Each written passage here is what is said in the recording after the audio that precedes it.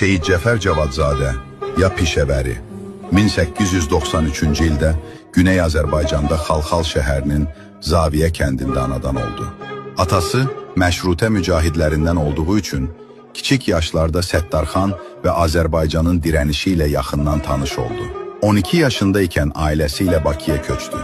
Neçə il sonra müəllim olaraq siyasi fəaliyyətlərini başladı və ilk məqaləsini 1917-ci ildə Məhəmməd Əmin Rəsulzadənin başçılıq etdiyi Müsavat Partiyasının orqanı Açıq Söz qəzetində çap etdi.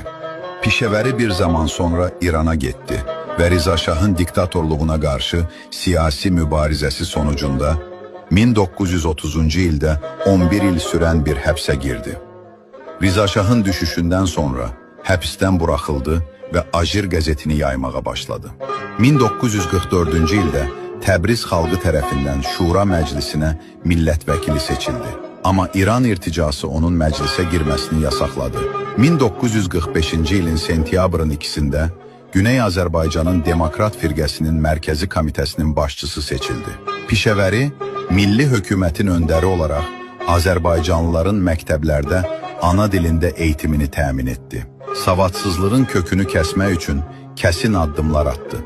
İşçilər üçün iş qanunu, qadınlar üçün kişilərlə bərabər hüquqlar və çox önəmli olan torpaq islahatını gerçəkləşdirdi. Bu aydın günlər çox sürmədi və Pəhləvi rejiminin Azərbaycana qoşun çəkməsi və soyqırım törətməsindən sonra Pişəvəri Quzey Azərbaycana getmək məcburiyyətində qaldı.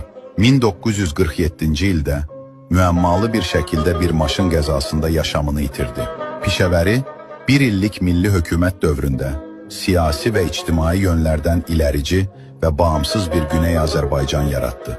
Azərbaycan xalqı hər zaman Seyid Cəfər Pişəvərini sayğı və sevgi ilə anacaq. Yaşasın Azərbaycan kəndlisinin azadlıq yolunda apardığı mübarizəsi.